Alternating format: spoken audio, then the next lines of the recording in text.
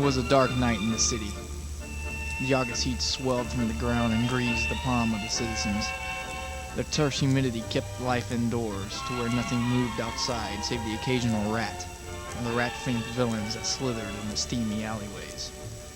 So I decided to pass a quiet evening away from the dark streets outside in my office, when I was interrupted by a rapping at the door. I saw her silhouette before she came in. She entered like a breath of fresh air in a morning ocean's walk. Her aura gave a new light to my dingy office, as the unseen air played with her long flowing hair, and I wondered what a woman like her was doing alone in this crime-infested side of town. Rod Steele, someone's trying to kill me. Kill you? How do you know? Well, he mailed me this letter. Dr. X! I'll get right on it. As I dreamed that night, I was visited by memories of Dr. X, of past cases, of action taken against thugs in the name of what was right, and of the past loves in my life that have come and gone in the line of duty. And again, I dreamed of that mystery girl that I know only from my dreams. She visits me often.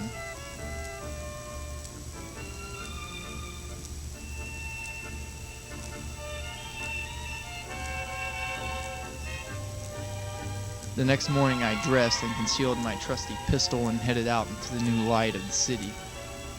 I knew I had to start early on the case and find Dr. X before he killed my new client, Donna. But I needed a haircut, so I stopped at Pasquale's barber. Pasquale was an old friend who had always cut my hair in the past when need be. But he did not cut my hair to my liking, so I killed him and left. This being a big town, you cannot afford to take a break. Therefore, I was determined to search every building if necessary, and not stop until I found my old nemesis, Dr. X. Dr. X! Dr. X! Dr. X! Dr. X! Dr. X! Not knowing where to begin my search, I stopped at the Hole, a filthy establishment infested with the dirt of the city. Inside, as the band played, I searched for my informant, a man named Griggs. Griggs, I need to know where Dr. X is. Dr. X? Huh? I ain't heard of no Dr. X. Then he called a meeting of his tired and hungry men. And what he said to them that night is well worth saying again. Oh, that Dr. X. Well, he be at the warehouse. The old warehouse. With this new information, I knew I had Dr. X. Dr. X! Dr. X! Dr. X! Dr. X! Dr. X! Ow, Dr. X. Be Steele!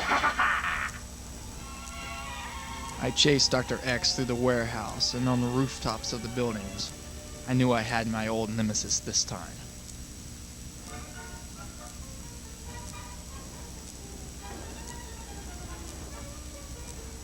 I'll get you, Dr. X.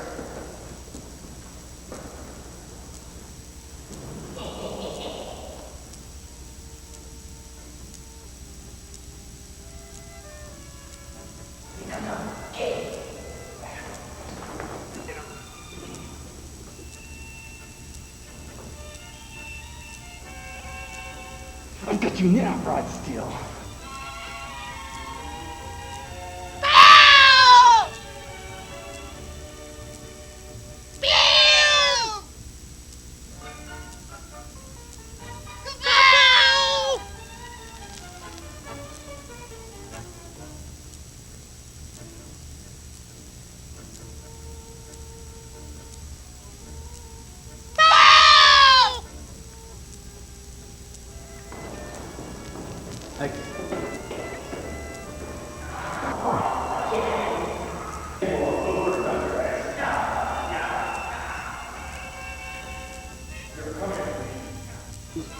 I let the police finish mopping up the area as I left.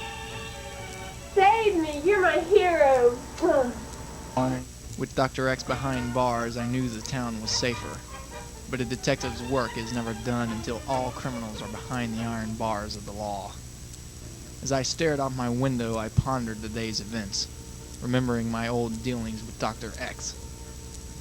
But Dr. X was now behind bars, and this case just another entry in the journal.